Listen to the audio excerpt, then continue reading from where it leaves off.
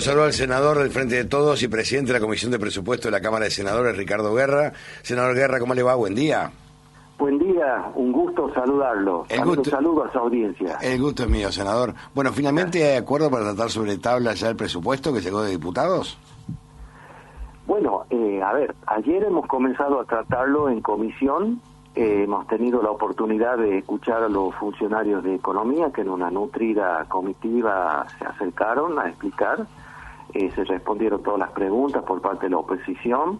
Hemos pasado un cuarto intermedio para hoy, a partir de las 15 horas, donde, ya lo debatiremos internamente en la comisión, y vamos a procurar emitir dictamen para que ya quede listo para ser tratado en el recinto el presupuesto.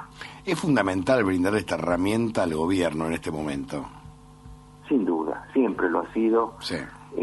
Que un país tenga su presupuesto es muy importante, es un mensaje muy importante tanto hacia adentro del sistema como hacia afuera, quizás más importante.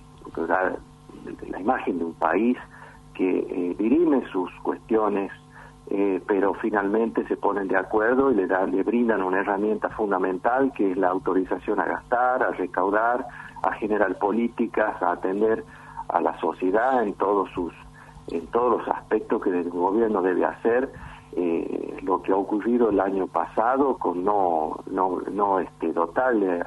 brindarle al país el presupuesto ha sido, desde mi punto de vista, un error político muy grande que ha cometido la oposición. Pero aparte, uno se planta en el lugar de la oposición, por ejemplo. Sí. A ver, uno puede entender las vicisitudes que transcurren en el mundo, en un país, digamos, no todo es lineal, ni en un país ni en el mundo. Pero a ver, no permitirle a un gobierno utilizar las herramientas para saber dónde destina partidas presupuestarias también es un error que el día de mañana se paga caro. Tal cual. Además, no perdamos de vista que el país venía de acomodar un endeudamiento enorme que nos dejó la gestión del gobierno anterior, un endeudamiento, ya se habló bastante de eso.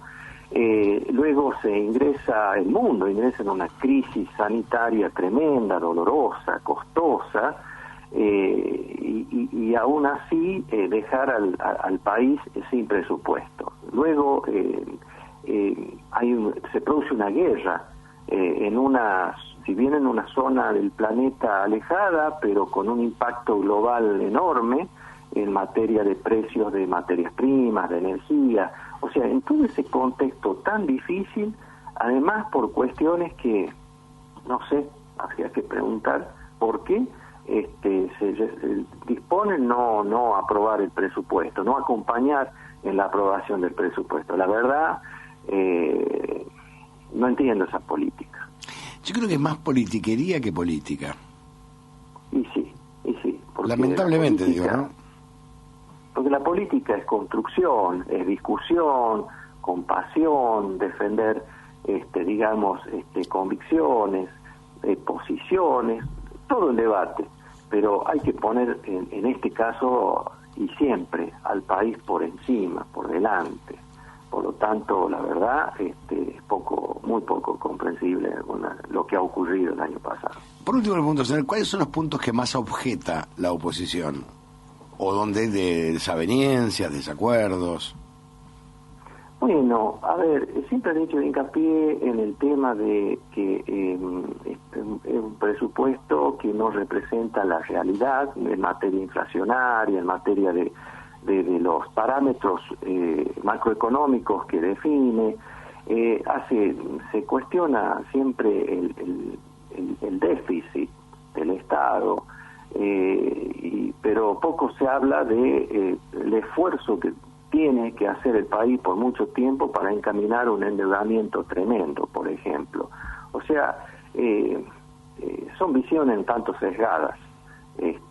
No solamente se focalizan en aspectos que, siempre desde su visión política lo han pregonado, pero uno de los grandes problemas que el país ha ingresado con la consecuente ingreso de nuevamente a nuestro sistema, presencia del Fondo Monetario Internacional que monitorea todo, de eso es como que lo esquivan a esa discusión. Estoy leyendo un título de televisión española. La guerra provocó 14 millones de desplazados, solamente en Europa. Me parece que es un buen momento para empezar a replantearnos cuál es el futuro y qué vamos a hacer como país, ¿no? ¿A dónde nos rumbeamos? Totalmente, incluso países importantes del primer mundo, como Alemania, el propio Estados Unidos, está teniendo procesos inflacionarios impresionantes, que nuestro país no es ajeno. Obviamente tenemos nuestras propias fragilidades en el sentido de nuestro sistema económico, que bueno, son remanidos y bastante viejos, pero a eso agregarle un contexto de esta característica, es lógico que tengamos estos niveles de inflación, pero que sin duda hay que trabajarlo para controlarlo, eso desde ya, y que es lo que observo que se está haciendo. Es imprescindible que se haga, porque el impacto que tiene hacia la población en general, el trabajador en particular y sobre todo la gente de menos recursos es tremendo. Así que bueno, sé que se está trabajando mucho en eso. La verdad que no hay razones objetivas para que tengamos el nivel de inflación que estamos teniendo, salvo el componente especulativo de puja, que tiene que ver con la puja distributiva, con el aumentar los precios por las dudas, que bueno, por lo que hemos visto, se está encarando esa parte de la generación de nuestros procesos inflacionarios, que esperemos que tengan éxito. Y bueno, hay que ayudar para que así sea.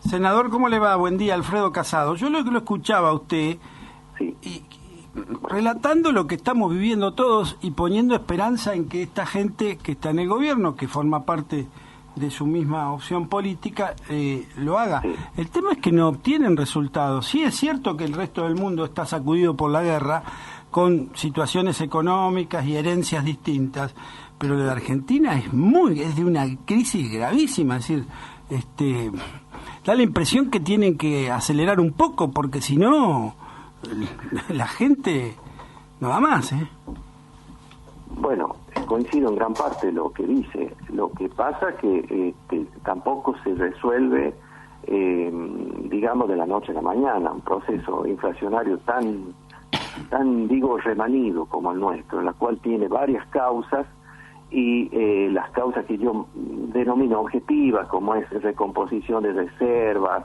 no financiar el déficit con endeudamiento más allá de ciertos niveles que incluso están acordados con el Fondo Monetario Internacional y demás, de alguna manera se han estabilizado. Obviamente no es una situación óptima y falta mucho trabajar en ese sentido. No, óptima no es.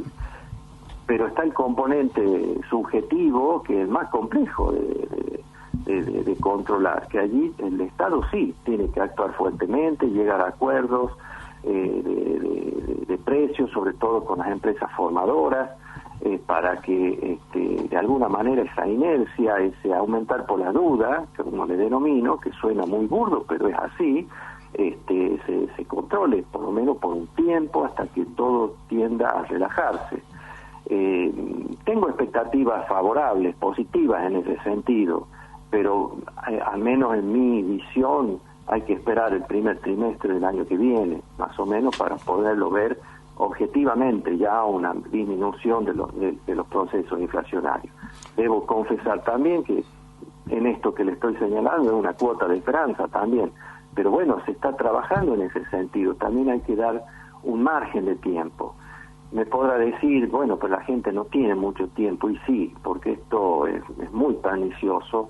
Por eso creo también que habría que ayudar con refuerzos en los salarios y demás, pero no es fácil controlar la inflación, y cuando también a veces hay caídas bruscas, no son sustentables. El tema es darle sustento a un proceso de ir desacelerando los precios para que se mantengan el tiempo y la economía se acomode en escalones mucho más bajos en materia de incremento de precios. Bueno, por lo que observo se está trabajando y bueno, también debo decir, ojalá que se logren los efectos deseados. Senador Guerra, Ricardo, un abrazo grande, gracias. Ha sido un placer, a su disposición. Buenos días. Ricardo Guerra, senador del Frente de Todos y presidente de la Comisión de Presupuesto y Hacienda.